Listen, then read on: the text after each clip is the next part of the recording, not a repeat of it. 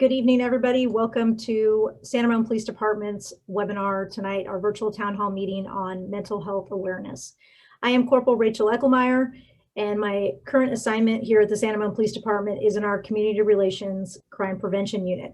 And part of that assignment is I contact any person in our city who is placed on a psychiatric hold. I will reach out to their families, to the individual themselves, or to their loved ones to see if we can offer them any resources, any additional resources. And part of that is we look to see if they meet the criteria to be referred to our Contra Costa County Mental Health Evaluation Team, which we have a representative from the MET team. We have two of them here tonight with us, and they're going to kind of go over what exactly they do for us and how they work with the police departments. But what we like to do is just really reach out and connect with people in our city that are experiencing a mental health crisis. And the reason why we wanted to do this webinar this evening is because we've had so many people, we've seen such a drastic increase of people in our community that are dealing with mental illness in all different stages, whether it's pre-crisis, crisis, or post-crisis. And we wanted to reach out and connect with our community members to provide them with all of the resources that we have here in Contra Costa County to help them deal with the situation that they're dealing with, whether it's them or their loved ones. We have some great guest speakers with us here tonight. We have Miss Kathy Shiverton and BJ Henry from the Discovery Counseling Center. Thank you, ladies, for joining us this evening. We also have the MET team representative. We got Officer James Davis from Walnut Creek Police Department, and we also have clinician James Lancaster, both from the Contra Costa County MET team. Thank you guys for joining us this evening. We have Scott Chavez from the Contra Costa County Crisis Center from 211. He's going to go over all the resources that they offer here in Contra Costa County. We also have some members of our Santa Ramon Police Department with us. We have Captain Denton Carlson here. We have Lieutenant Steve Brinkley, Sergeant Rob Ransom, and our Chief of Police, Chief Craig Stevens, and who would like to say a few words this evening. Welcome, Chief. Thank you, Rachel. Glad you got my name right. That was good. First of all, I just want to welcome members of our community that are joining us either live here this evening or in the future that may be watching a recorded version of this. And certainly I want to thank all of our panelists who are taking valuable time out of their busy schedules to join us here tonight to discuss what is really an important topic. From my perspective, I think that unfortunately, as a society, we probably have not devoted the amount of time and effort and resources to mental health that we probably should have. But I do think that is changing. I know that locally, and I think across the country, it's a topic that certainly is at the forefront of people's minds. I know there's a lot of efforts into looking at mental health response, mental health resources, and we're going to talk about a lot of those things here this evening. We're going to kind of talk about where we're at now, where we think that we're going. Certainly, we're going to address some fantastic resources that are available to our community. We'll discuss what law enforcement's role. Obviously, that's a big topic right now. Is what should law enforcement's role be in responding to those who may be suffering some sort of mental health crisis? What should their role be? What should it not be? We'll discuss some of that tonight as well. And I'll close with this before we turn it over to our panelists. In 2020, in the city of San Ramon, we saw an 80%, that's 80% increase in Welfare and Institution Code 5150 commitments. These are individuals who we've determined that they are either a danger to themselves, a danger to others, or are gravely disabled. Just as concerning of those commitments, 36% were juveniles. So we know that the last year plus now has been an extremely difficult time, and many people are going through difficult, challenging times. So this is certainly a timely and important topic.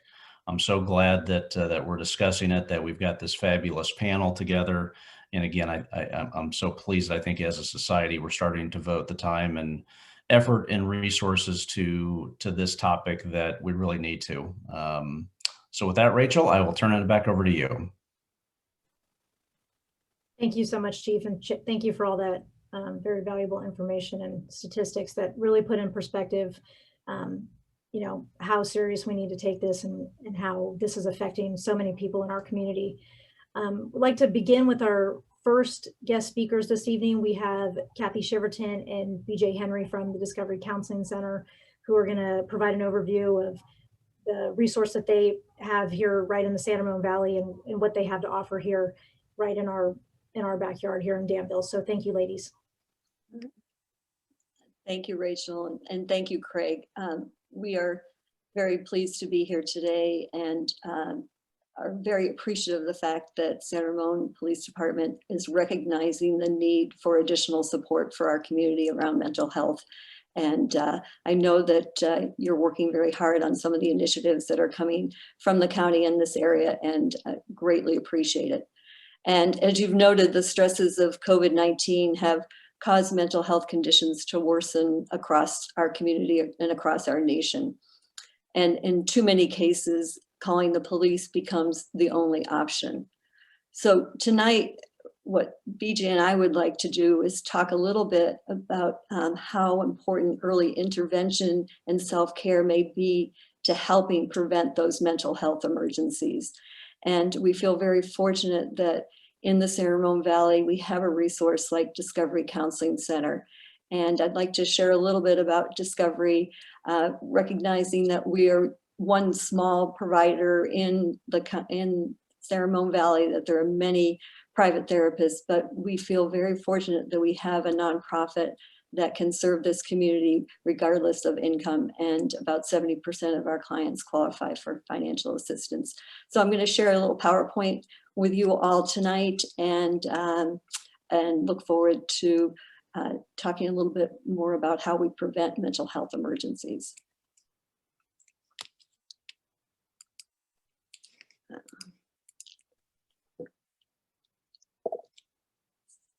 It will take me a minute to get this going. Here we go.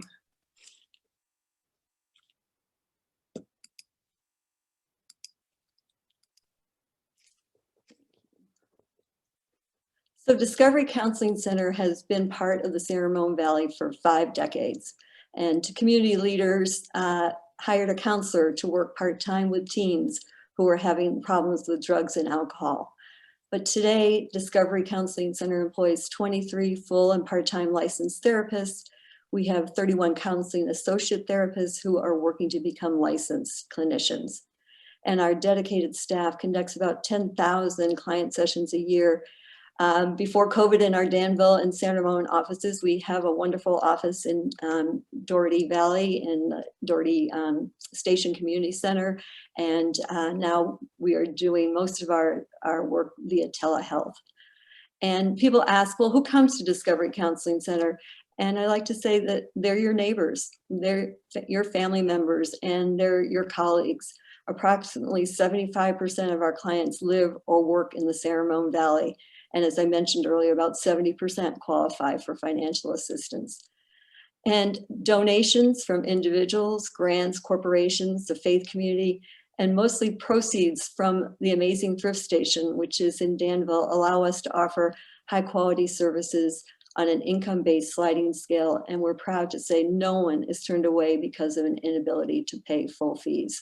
And I think this is a model that is unique to the San Ramon Valley. Many other communities that have had mental health services associated with the nonprofit have had to go out of business over the years. And we continue to thrive because of the generosity of this community and because of the remarkable work of the volunteers at the thrift station. And so we're offering comprehensive, affordable, culturally competent, and accessible mental wellness services. We're not a psychiatric agency. We don't prescribe any medications. We do, though, provide support for people who are on medication, who are dealing with serious mental health issues. For the most part, our issues are, we're trying to catch people early on before things become serious. So we are trying to destigmatize getting mental health support. We work with a lot of students, but we also work with seniors. We have a very robust program for seniors, helping them with depression and change of life issues. We do couples therapy. We provide support for LGBTQ community, and we work on parenting issues with families. So we cover a wide range of services, and mostly we're trying to catch people early on before their mental health issues become too onerous and move into a crisis stage. We're very proud of the program that we have, the partnership we have with the San Ramon Valley Unified School District. This partnership is almost 30 years. And as I mentioned, we provide, I will talk about it in a little bit, we provide counseling interns in every school in the San Ramon Valley Unified School District. And this allows a teacher, a principal, a counselor at school to identify children who might be struggling, who might be early on having some problems with social and emotional learning, and they have a ready resource right on the school campus.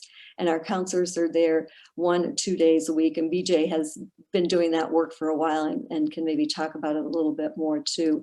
But I love this program that we have with the school district because it gives children at a very young age the idea that there are people trained to help them in difficult times. And that is a huge gift that we give children in our community. They don't have to struggle alone. There are people who are trained to help them, and we want to give them access to that help.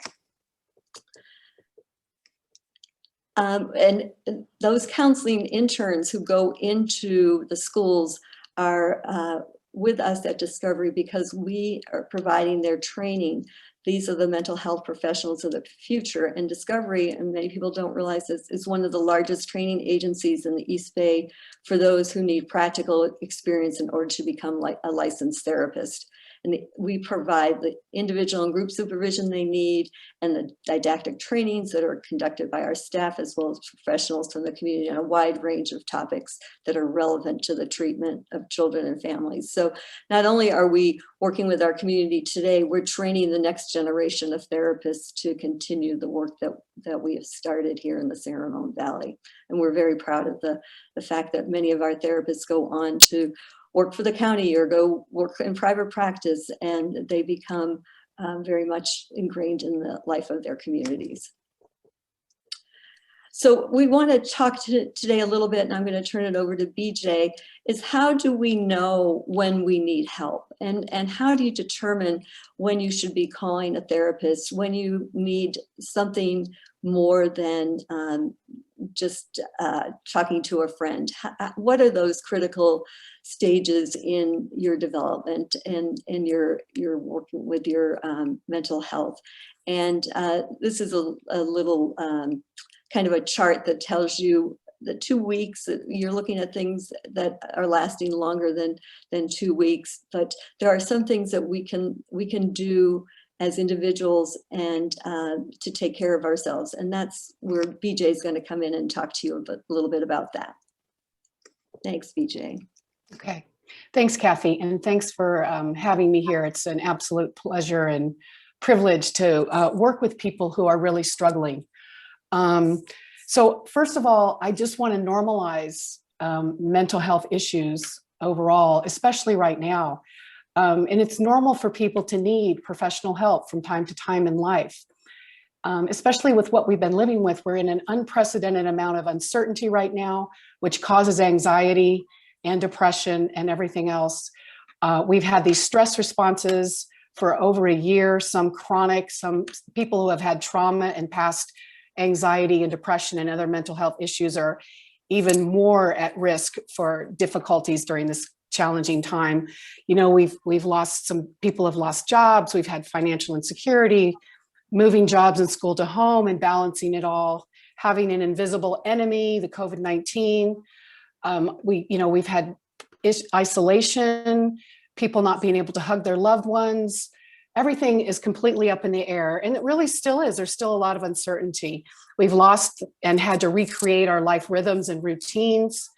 And so this is why this chart, stands to reason that people would be having more stress and problems related to mental health. So I just want to normalize that. And even not in difficult times like a pandemic, it's normal to need help. And, anxiety and depression, there's a normal responses to abnormal conditions. We are living in abnormal conditions right now. So yeah. So again, when to seek therapy, the American Psychological Associations, these are their suggestions. So there's a lot of things to assess, but basically, if you're thinking or about or coping with issues that take up at least an hour each day, if the issue causes embarrassment and makes you want to avoid others or avoid doing things in general, or it has caused quality of life to decrease in relationships, school, home, the issue has negatively affected these types of things, and you've made changes and developed coping habits such as drinking, using drugs, overeating, shopping, addiction, those kinds of things to cope with the issues. And so how can we, I'm just gonna, because I am a therapist, and this is an opportunity to take a little bit of time and just let people know what they can do in the interim and during their therapy, or what they can do to kind of take care of themselves in this pre-crisis stage, which really is true for the crisis and post-crisis. But self-care. So what is self-care? We hear a lot about this in the media, social media, but what is this? And basically, self-care is anything that brings pleasure to your life. It makes you feel better or helps you set personal boundaries to be able to reduce the stress in your life. This is different for everyone. So the practice of it's an active role in protecting your own well-being and happiness, and in particular during times of stress. It includes things that you do to take care of yourself for your well-being in 4 key areas: emotional, physical, psychological, and spiritual. And it's different for everyone. So kind of go into that. 2 of the most important aspects of self-care are mindfulness and boundary setting. Mindfulness is simply using the senses to come into the present moment without judgment. So it's really just knowing the body is always in the present moment, always. Anxiety lives in the future. And so what we want to try to do to kind of help ourselves feel better and feel calmer is to get our mind in line with our body in this moment. So the only way we can really do that is using our senses. Our bodies are amazing resources. So we teach people how to do that at Discovery in our work together. We have about 60,000 thoughts a day. Most of these thoughts really never come to fruition. And I've read that up to 85% of our thoughts never come true. So people are really suffering over things that, if they had coping skills and ways of dealing, and people that understand and validate and reassure them, could really reduce this sort of interaction with their thoughts that really are never going to come to fruition. I just want to encourage people to say no in life, keep part of their plate, free, to anticipate any kind of things that you're not expecting to come into your life. So if your plate's really full and you're saying yes, yes, yes, it's not going to take much to send you over the edge. So no is a full sentence. And anxiety wants to know, it wants to know the future, and it wants to be comfortable. But, in life, that's really not possible. So it's not about getting rid of it. It's about how do we come into a relationship with and manage it. And so how do we tolerate it? So that's where self-care comes in. This is one way of managing anxiety, depression, and other healthcare challenges, mental health challenges. So I just want to name a couple of things. So taking a walk or going for a run. So it's not just about taking a walk, but it's about consciously knowing you're taking a walk. We use these bodies to go from point A and point B, but we're not even aware we're in them.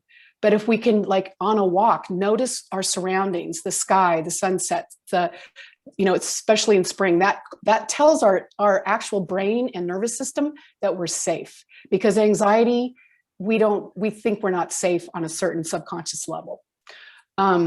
Meditation is also helpful for some people. Some people can't sit still, so maybe it's moving and doing something, working out, something like that.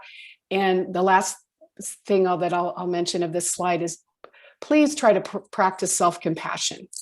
treating yourself like you would treat your best friend. Also, limiting our news and social media intake. You know, basically, we have never had the ability to have news 24/7 coming at us, and our bodies are not evolved enough to sort of digest those images and negativity that's coming at us. It's like every 20 minutes we're in fight or flight.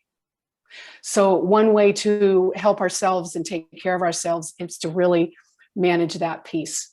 You know, some of these apps are really helpful. Insight Timer, the Calm app, 10% Happier. I encourage people to try those.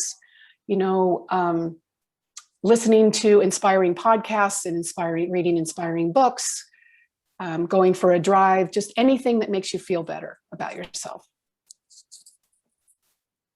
And then I just want to take the opportunity to let people know how to respond to someone with anxiety or really any mental health problem.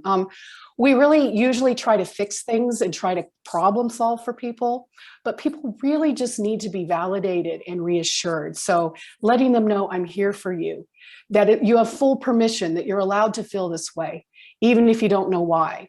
You know, how can I better support you?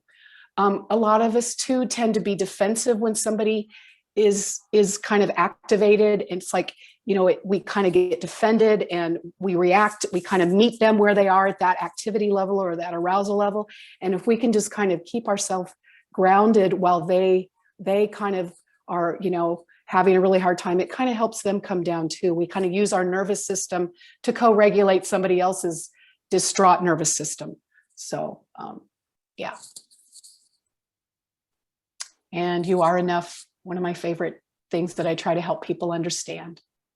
And then I think, Kathy, this is where you will come back on. Thank you, BJ. That was really helpful. And I hope that our viewers take some of those messages to heart, because prevention is so important in our mental health, and looking at taking care of ourselves and getting that early treatment is so important. I wanted to talk briefly tonight too, and let our viewers know about a proposed piece of legislation that our Assembly member Rebecca Bauer-Cahan has put before the state legislature that would give people another option for when they have a mental health emergency to call a number 988. It's not operational right now, so until it is, 911 is our best option, or 211 to the crisis center, and Scott will talk about that a little bit. But this is going to be a national number, and we're hoping that California will sign onto it too, but it will connect callers with around-the-clock intervention, including a mobile crisis support team staffed by mental health professionals and trained peers. So it's going to be, I think, a really important tool for us to have, both for mental health professionals as well as law enforcement and the community in general, and families. And it's named in honor of Miles Hall from Walnut Creek. So, but as I say, until that number is operational, 911 is still our best option. But you may want to contact Assembly Member or Cahan's office to find out about the bill, and if you would like to support it, how you can do that. And then I want to also share some additional community resources. And I know that Scott from Contra Costa Crisis Center at Poway has these too, but I wanted to bring these to your attention because this is also a way that we can prevent mental health emergencies. We know that there has been increased numbers of eating disorders during COVID-19, and there are two wonderful resources, the Alliance for Eating Disorders Awareness, and I have their website there, and they provide virtual support groups and help and additional resources. There is a Facebook community on eating family support for eating disorders called Mom to Mom, and that to the Facebook link is there, and perhaps we can share it afterwards too. The Rainbow community provides support and social opportunities to the LGBTQI community and its allies, and most of these Rainbow community is also offering their services virtual, so it is a great support for for our LGBTQ community, as is Gender Spectrum. They work to create gender sensitive and inclusive environments for all kids and teens, and they're focused mostly on children, on younger teens. And PFLAG of Danville and San Ramon, these are the parents and loved ones of who have children who are in the LGBTQ community, and their work is advancing equality, and they are meeting through Zoom and welcome new members too. And of course, NAMI, National Alliance on Mental Illness of Contra Costa County, is a wonderful resource for families who are living with members of their loved ones affected by mental illness. They provide wonderful classes and support groups, and I can't say enough about the work of NAMI. They're phenomenal. And then we want to remind our viewers that if you're uncertain about your mental health, check in with your primary care physician, or parents, check in with your pediatrician, because they can be a great resource to you in terms of referring you to a mental health provider. And also your insurance company will have a list of providers, and you can call them for a referral to a mental health professional in our community. I didn't put it down, but Psychology Today also has a very, on their website, a very robust system of finding therapists. You can search by location as well as what issues you want help with. So there are resources out there, and we urge you to reach out to them, to take advantage of them, and to prevent having to call 911 and to having things get to a crisis point. And we appreciate greatly this opportunity with the San Ramon Police Department to let us share this information with our community. So thank you. Thank you, Kathy. Thank you, BJ, you guys both so much. And thank you for all the work that you guys do at the Discovery Counseling Center for our San Ramon Valley community. And for all the work, especially, I know you guys touched on some of the issues with juveniles dealing with mental illness. And as Chief Stevens mentioned earlier, we've seen such an increase in our juveniles dealing with things that they've never had to deal with before, not going to school, not seeing their friends. And I've talked to so many parents, so I really appreciate you sharing all the resources for our children as well.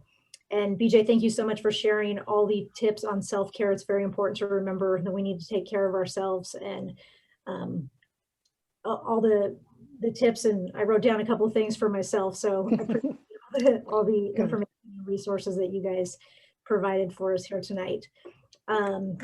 Our next guest speakers are Officer James Davis and Mr. James Lancaster from our Contra Costa County Mental Health Evaluation Team. So gentlemen, welcome.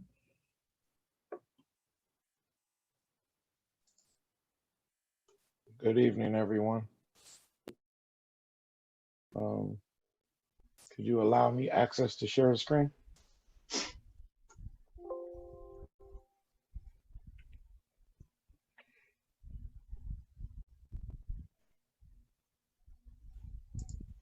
And while he's doing that, good evening, everybody. Can you hear me?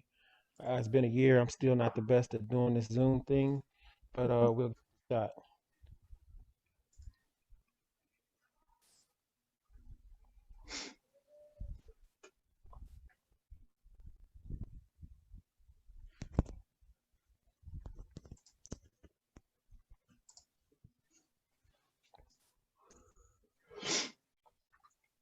All right. So everyone, my name is James Lancaster. I'm a clinician with the Contra Costa County Mental Health Evaluation Team. I work with the Forensic Mental Health Department. And so Officer James Davis with the Walnut Creek Police Department. He's the mental health officer for the central part of Contra Costa County. So that means from Martinez, Clayton, all the way to the tip of San Ramon.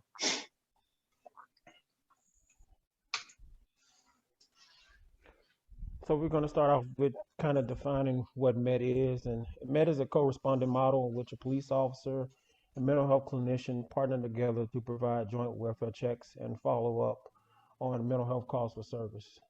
And that comes from every agency within our region. So like James said, that comes from San Ramon all the way to Martinez.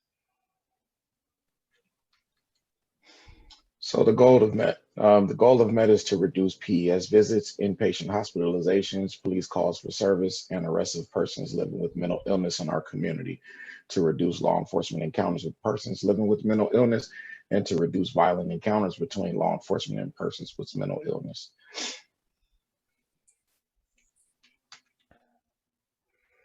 So some of the ways that we are able to make those goals come to life is we do it by connecting people with mental health services. One of the things we also do is bridge gaps in mental health services, because as we know, seems to be a lot of gaps as far as when it comes to servicing people with mental illnesses. We assist those individuals with navigating the mental health system as best as we can. We also provide psychoeducation support and also referrals to the families of persons living with the mental illness. And the best thing about the MET team is that you don't have to have a Contra Costa County health plan or Medi-Cal to get our services. We also work with individuals who have private insurance providers, which are probably more of the Central Valley's clientele for us to receive referrals for at this time. So MET provides services to adults with a mental health diagnosis and therefore are unable to serve juveniles that are developmentally delayed, dementia, or Alzheimer's, or primary substance abuse. The mental health evaluation team is a law enforcement referral based only. So usually when patrol are out on a call, a person doesn't meet the criteria of a 5150, they're more like a 5149. Maybe the family needs some additional resources or don't understand how to navigate their current medical provider. They've looked on the list for Blue Shield, haven't been able to locate a primary provider, a mental health person, a substance abuse clinic. They would be able to reach out to us. We would be able to link them to service, provide consultation, as well as navigate them through the process until they are linked with a provider. So it's not up to law enforcement to find out if they actually are developmentally delayed, have dementia, or primary substance. That will be us doing the background investigation and evaluation around these topics. So we're going to talk about the launching of MET. So in 2014, BHS was awarded the Behavioral Health Services was awarded the Mental Health Wellness Grant, which is SB 82, to fund a mobile crisis team. And that was back in 2014. In March of 2015, the Contra Costa County Police Chiefs Association voted to agree to fund 3 full-time officers. So like James mentioned earlier, or may have, MET is divided into 3 regional teams. So we have a central, west, and east. I think an additional slide going forward will kind of break those down. Central host is Walnut Creek for now. West host is Richmond PD, and the East host right now is Pittsburgh PD. So in 2015, MET was implemented as a full-time team. So this is MET Central. These are your clinician and officer, and these are your allied departments.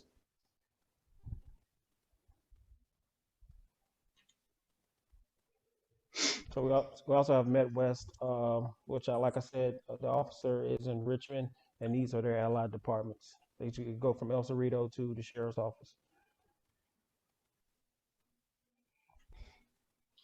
And in MET East, Pittsburgh PD is the host. Here's your officer and clinician, and these are the allied departments. And they operate from one edge of Martinez, which would be considered East County, all the way out to Byron.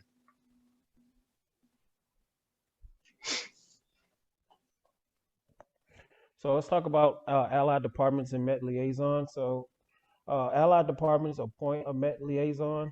For San Ramon, the MET liaisons are Sergeant Rob Ransom and Corporal Rachel Echelmeier, which, by the way, they're great liaisons. MET liaisons serve as a point of contact for all MET referrals sent by their department. MET liaisons provide and facilitate patrol support for MET, and MET liaisons attend monthly forensic multidisciplinary meetings. So we're saying that essentially what they do is they go through all the 5150 reports that they get in San Ramon, and ones that meet the criteria for additional services or additional resources, they refer them to us for us to provide follow-up and provide service to that family and the individuals.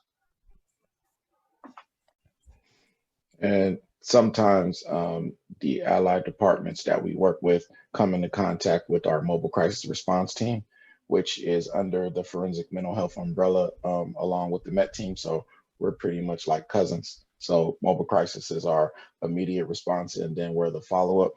If mobile crisis goes out with law enforcement, there may be a discussion on the scene that it's more appropriate for the mental health evaluation team to do a follow-up, because this individual or the family needs more intensive services. They need someone to go in, they need somebody to sit down with them, provide psychoeducation.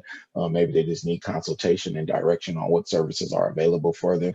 Maybe they have been in a bind due to the pandemic and aren't able to utilize the resources that they once had before. Maybe they've stopped mental health services. Maybe their medication management has not been completed because their psychiatrist maybe not working, or they're not open to doing telehealth. There could be, an array of different possibilities that can cause someone to go in a state of distress, which, law enforcement is responding. And sometimes, it's appropriate for someone to have more time to sit down and get to the root of the problem to be able to come up with a solution at that time. So the workflow: patrol officer responds to a call for service involving a person with mental health challenge. Dementia or developmental disabilities do not apply. The officer will determine if the person meets the following criteria for a MET referral. Most criteria needs to be met to initiate a referral, but it's solely up to the clinician and the officer. So if there's a referral that comes in that doesn't meet full criteria, and there may need to be just one follow-up just to be able to explain what resources are available for this certain situation, or if there's a minor and the parents aren't familiar with mental health services, or there's a cultural barrier, we can go out and provide that family, the adults, with the adequate information that is needed in order to support any individual that's in the house or the individual themselves. But what we usually are looking for in referrals are combative barricaded 148 type behavior, violence to family members and households. This is within an APS report as well, because APS consults with us very frequently. If there's weapons used, if the individual has weapons. I've worked in Central County for quite a while, and the amount of weapons that have been seized and going in doing a 5150 or a psych eval, you wouldn't even imagine. History of violence with these individuals that are living in the homes with their parents still, and their adults, is one of the most frequency that we receive with MET. And then 5150 contacts individuals that are placed on hold, and then they cycle in and out of the system, and they refuse all of the services while they're at psychiatric emergency, and then they return to the community. Law enforcement makes contact with them, and then they say they're not helping me. So when they say they're not helping me, then we have to provide them with assistance by going out to provide them with the adequate support that they say that they were not given properly. And just a reminder that referrals to the MET program is by law enforcement only. We like James said, we do have a sister program, that's the Mobile Crisis Response Team, that responds to calls that are in progress. We are more, like I said, we are more so the follow-up. One of the best ways I'd like to put it is that mobile crisis is more of your patrol, and MET is more of an investigations. They do follow up work after the fact to try to remedy the issues and try to provide service to the family and individuals in need. So this is more so for law enforcement's sake, but this is what we would need for a MET referral. The MET referral would send it to our regional email box. That every region has their own email box. And what we would need would be the client's name, DOB, address, phone number, and the household members' names and contact information. And we usually just ask for a brief description of the incident and reason why they need MET services.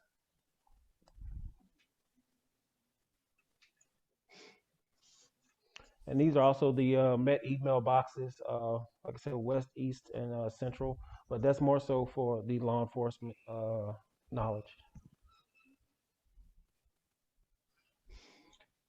So This is the workflow. So MET provides clients with a short-term 30 to 60 days of services, the follow-up on the status from psych emergency. So I myself may consult with psychiatric emergency inpatient facilities, detention facilities, even out of county and out of state facilities as well.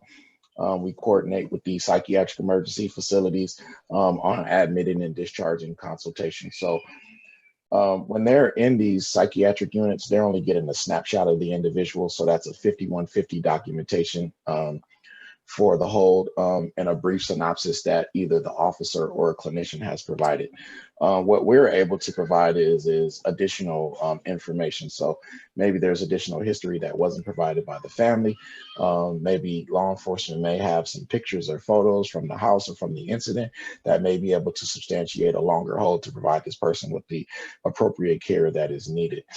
The consultation is usually in our best benefit because we're able to see them in a all around perspective. So we're able to see them in the community, in the home. We're able to see them in the psychiatric units. We're able to see them when they're in their most manic state or delusional state, as well as we can see them return to baseline as well.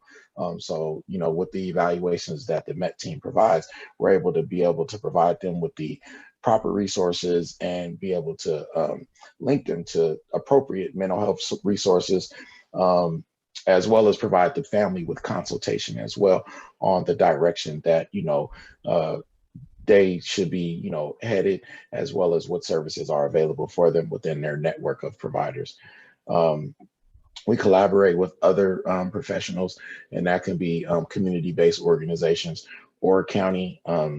We've had the pleasure of consulting with professionals on the East Coast, down south in Mississippi, as well as Arizona. So there's a lot of coordination of care that MET is involved in, and being behind the scenes on a lot of these key things within Contra Costa County is very important, that they have someone that they can contact that's able to provide them with adequate and immediate responses to some form of crisis or interventions before it does happen. And that's pretty much it for the presentation. Thank you so much for allowing us to speak with everybody here, to the panel and the viewers. Thank you very much for listening to what we have to say about the MET program. Thank you guys. Thank you, Officer Davis, and thank you, James Lancaster, for all the work that you guys do. And I got to just acknowledge you guys real quick. I've had so many people reach out to me after the fact, after you guys go to their house, and just say what an awesome team you guys are. And I just want to thank you guys for the work that you guys do here in San Ramon. Our next speaker is Scott Chavez from the Contra Costa County Crisis Center. Scott. Hello there. Thank you. Let me see if I can share my screen now, and the PowerPoint, and share. And yes, can you see that there, Rachel? Yes, or the others? Yes. All right. Let me push ahead here. I'll be happy to, well, I already sent this to you. In case you want to send it out, feel free. So I am with the Contra Costa Crisis Center, and I'll talk about our services. First of all, just overview, we'll see it again, that people can reach us simply by dialing 211. If you and your phone are located in Contra Costa County and you dial 211, your call will come to our office right here in Walnut Creek. We do have an 800 number, 800-833-2900, and we also have texting. Text the word HOPE to 20121. And here is a brief overview. This is a blown up version of a trifold card. We also have wallet cards. I'll show these to people. So we are here 24 hours a day to provide support over the phone related to any crisis whatsoever. We'll see more about that in just a moment. And certainly suicide support, supporting folks with thoughts of suicide. There are many people who are at, fortunately, low risk, have thoughts of suicide, and would like to find a place to turn to talk about their thoughts. And we can be one of the places, and then to do risk assessment. Also grief counseling. Oh, and I skipped over the info and referral. That'll be very important, and we'll get to that in just a moment. Let's see here. So our mission here to keep people alive and safe, help them through crises, and provide or connect them with culturally relevant resources in the community. Here's an overview of the main services. So again, 24-hour crisis lines, and we'll see more about each of these on the slides coming up. 24-hour 211 info and referral. I just want to highlight some of what that's about, and we'll see more in slides coming up. But it's our job to know what is out there in the community. The governmental departments, the nonprofit agencies, for example, Discovery Counseling Center is in the 211 database. So people call, and if they're looking for a referral to a wonderful counseling center and they're in that area or otherwise are interested in driving there, then we'd certainly give them that information. But we're also about COVID updates. That's a lot of what we're doing these days, and about assistance. So we guide them to where they can get more information. And coming up very soon, a lot of information about eviction prevention assistance. Also, we're a part of Homeless Coordinated Entry, officially a part of that in the county. And then we also have a contract with Help Me Grow. We'll see a little bit about that. That's for families with kids aged 0 to 5. We have grief programs, support groups, community outreach. So that's the overview overall. I want to give a sense of the kinds of calls that we get 24 hours a day. So resources in the community. So I already mentioned, we'll see a little bit more again about this 211 info and referral. We have right now over 1,300 programs listed in our database. And we're going to see that that database is available to anyone, anytime, day or night, online, or give us a call and we'll give you information over the phone or via texting. Now, also then crisis, emotional crisis related calls. So certainly we're a suicide line, and we'll see in a moment, we're a part of the National Suicide Prevention Lifeline, but we existed for over 50 years here as a crisis line for people with mental health challenges or in a moment of difficulty. The National Suicide Line itself is about 15 years old, and we're a part of that. But certainly folks who have thoughts of suicide themselves can call us anytime, 24 hours a day. Or if you, whoever, are concerned about someone else, you're concerned about your child, you're concerned about your spouse or your partner, you're concerned about a neighbor, you're concerned about a friend, give us a call and we will help you and coach you to give you a sense and get a sense with you of what is the level of risk and what are the options. Now also, we're a crisis line in general. You don't have to have thoughts of suicide. Give us a call about any moment, any time, day or night, and we're here. Sometimes people don't know where to turn, or maybe it is late at night and they don't want to wake up other people. Well, we are here. Maybe they've even reached out to some other folks and maybe they're busy or they haven't answered the call. Well, we are here. And that can be for one's own crisis, or maybe that someone else, you're concerned about someone else, and we can help you. Let's say ongoing mental health concerns of a relative, and you wonder what referrals. So we might refer to Discovery Center.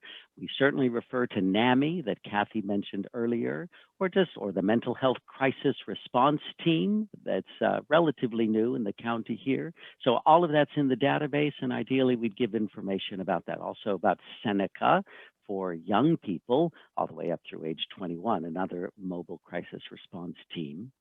All right, so crisis or grief, and whether about oneself or about someone else. And then another category of folks who call us are people who are looking for ongoing support, continuing support. And that may be just for a day or a week or a month or actually even many years. So just whatever it is that folks are reaching out and that we're able to provide brief support over the phone, and they can hopefully that can be helpful for them. All right, so 24-hour crisis lines, I already mentioned this here in Contra Costa. Because we are the 211 provider, all you got to do is dial 211. We do have the 800 number. We do have the texting. We've long had a grief hotline. We don't publish that number. It still exists, but all you got to do is dial 211. We are part of the National Suicide Prevention Lifeline. Kathy mentioned about 988 here in the state of California. Maybe there will be yet further developments. I do know, I've tried it on my own phone, that some of the cell carriers around the nation have already implemented 988 at the national level, and it goes to the National Suicide Prevention Lifeline. The national line then directs calls. They don't have their own call center. They use call centers around the nation, and they try to direct the calls locally based on the phone number. So my own T-Mobile, and I've heard Verizon, some others, you just dial 988 and it goes to the national line. Ultimately, that would make its way potentially to our office here in Walnut Creek. And it's just like our own crisis line. So dial 211, you'll get us. Dial 988, depending on your carrier, you'll get us. Dial the 800 number, our own number, you'll reach us. Dial the National Suicide Prevention Lifeline, the whole talk line that's written there, 1-800-273-TALK, you'll reach us. We also answer the after hours APS and CPS line, just FYI. 211, local health and social services, available 24/7. So we maintain this database. I already mentioned we have over 1,300 programs listed. The way that anyone can go looking, a lot of information, fantastic, tremendous, 211cc.org. It's hard to make your way through this database with over 1,300 programs, addresses and phone numbers and languages, program description and time and date. There's a lot there. Or text us, call us. All of our counselors, and we are a team of volunteers and staff, are available to provide emotional support and to provide the information. By the way, I want to put a plug, since I'm speaking to the city of San Ramon, that just last December, maybe you all are aware that the Diablo magazine, you know, they have their annual Threads of Hope Awards, and one of our people, one of your people and one of our people was honored with the Threads of Hope. And that's Diablo magazine in December, and that is Ms. Uruj Cosme. So congratulations to San Ramon, and thank you for sharing Ms. Cosme with us, who has been a volunteer with us for about 5 years now and then honored through Diablo magazine. Anyway, so she's one of the fine people who help us out. Also, 211 is about providing information in time of community disaster. So for example, now, COVID, or if there were to be fires. Ideally, all the PIOs of the different police departments and at the county level would give us information about what's going on, what roads are closed, or where to go for more help. All right, so here is a long list of the kinds of things that are in any 211 database and that are in our 211 database. Certainly, COVID-19 resources, rental payment assistance, eviction prevention assistance, PG&E payment assistance, low-cost housing referrals. That's hard in the Bay Area, but we have some lists. Homeless services, food pantries, meals, mental health services, Discovery Counseling Center, physical health clinics, dental care, substance abuse recovery services, financial assistance in general, free tax preparation right now, low-cost high-speed internet for those that qualify, legal services, education, job training, parenting support, seniors, services for seniors, services for those with disabilities, services related to domestic violence, relationship violence, intimate partner violence, sexual assault, rape. There are 24-hour crisis lines for each of those. And also, as we already heard from Kathy and BJ, about LGBTQ+ services in our community. If you were to go to 211cc.org, this is what you would see. You can push on your favorite picture and go from there. Right now, if you clicked on the COVID, then there's a subcategory there of specialized services. Also a brand new suicide prevention resource tab to click on and to get more specific for mental health services and other support. Here is a pictorial presentation related to homeless coordinated entry. You can see in the big box with the yellow border that there are 3 ways to enter into the system and to learn about what is available for those who are homeless. One is certainly to call us at 211. There are care centers, daytime drop-in centers for those who are homeless, one in Walnut Creek, one in Richmond. And then also there's the core team. Now, normally under usual circumstances, they get out and about in the community, and hopefully they'll be returning to full force in that. But anyway, the core team goes out to those who are homeless to try to provide support. The way to reach the core team is by dialing our number, 211. Help me grow. I'm going to pass over this again. Support for families with kids age 0 to 5, particularly to know about developmental milestones and any developmental delay or developmental disability, and get that addressed as soon as possible. We have a separate website with more information. We even have a free downloadable app.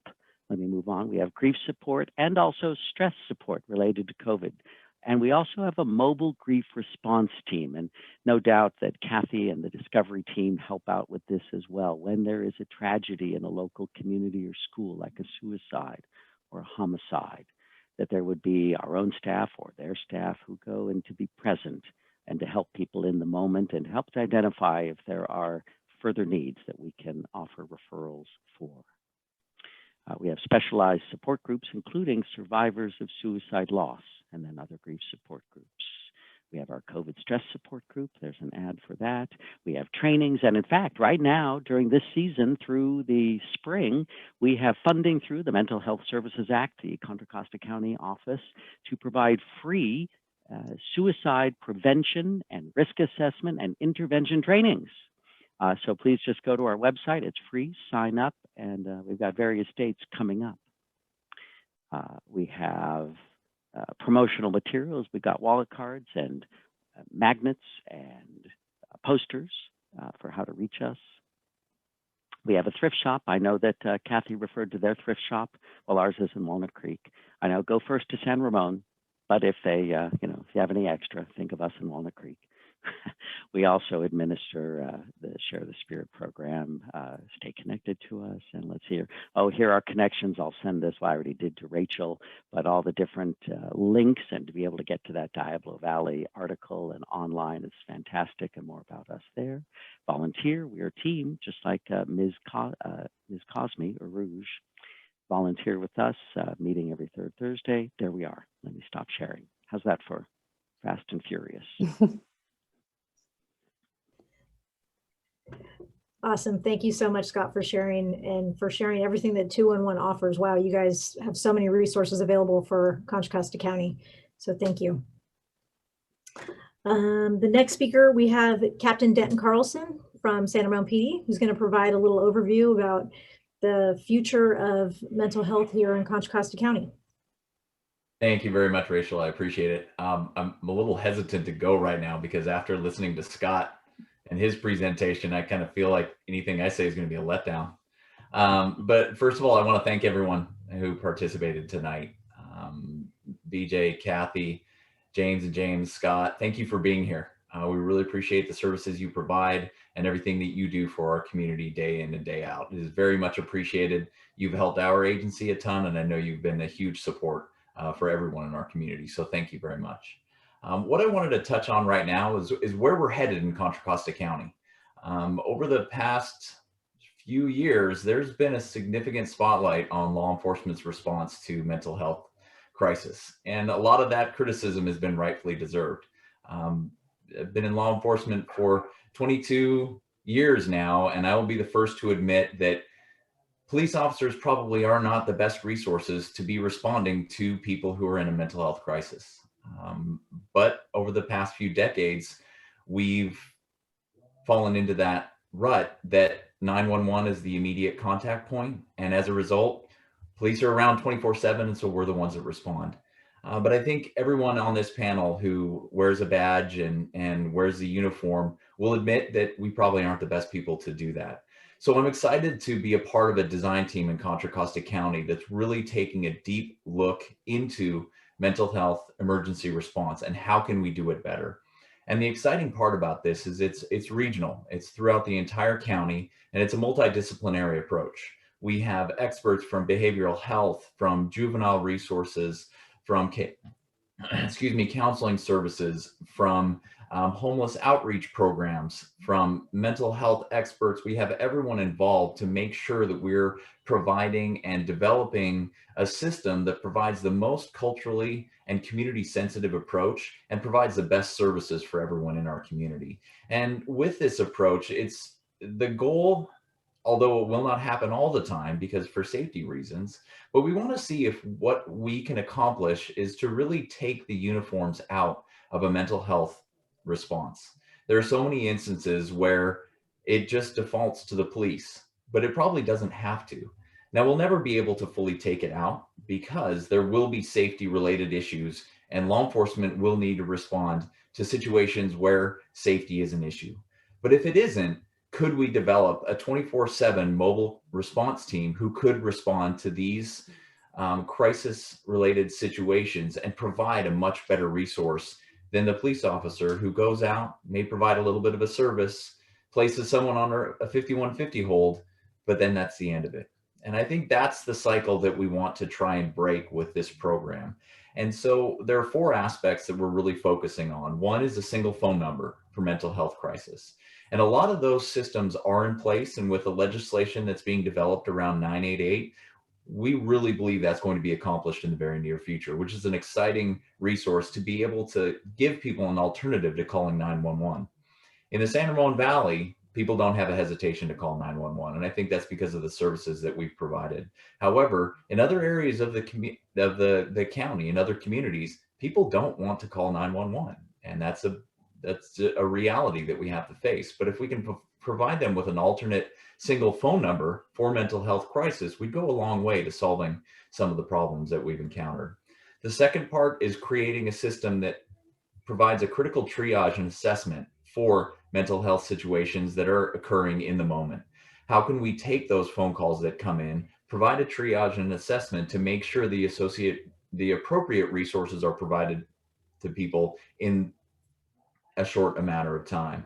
The third phase of this program is a collaborative and a non-police response team that's available 24/7. A lot of this is modeled after what is currently in place with the Mobile Crisis Response Team and the MET program. These teams do a fantastic job of providing resources to members of the community, but the goal is expanding that beyond the limited hours that are available right now into a 24/7 mobile response team that provides a collaborative approach to mental health emergencies. And then the fourth phase that we're just now broaching is alternative destinations. And how can we develop places where people can go to receive the treatment that they need outside of psychological emergency services in Martinez? That is psych emergency services, or PES that people have referenced it in this presentation so far, is really just a stopgap. It doesn't provide the necessary resources, but it's a place where people can be sent to be assessed, and really, if it's an extreme case, be served with resources. But how can we get out of that cycle? So we're really excited about the development. Just a little over a week ago, we did a public report out that is available on the Contra Costa County YouTube page. And later on, we will share that link through the San Ramon Police Department's social media platforms. And it gives everyone a good overview of exactly where we're at, where we're heading with this program, and hopefully what the future holds for mental health responses in Contra Costa County. So that's just a brief overview of what the future holds. And Rachel, I'll turn it back over to you. But again, thank you, Rachel, for moderating tonight's and setting up tonight's panel. We really appreciate the work you put into this. Thank you, Captain, and thank you for providing that overview of the future that's coming to Contra Costa County. It's pretty exciting news. But I would just like to thank everybody for joining us tonight, for all the guest speakers that joined us and provided such valuable information to our community members. Thank you guys so much for being here. And to everybody that joined in with us this evening, thank you for listening in. Mental health is such an important topic to discuss. And I think that it's very important for our community members that are dealing with this, whether it's themselves or their loved ones, for people to realize that, you know, we need to normalize this, as BJ talked about earlier, and to remove the stigma associated with mental illness, and for people to really know that they're not alone. So thank you guys for being here tonight, and hope you guys have a wonderful evening.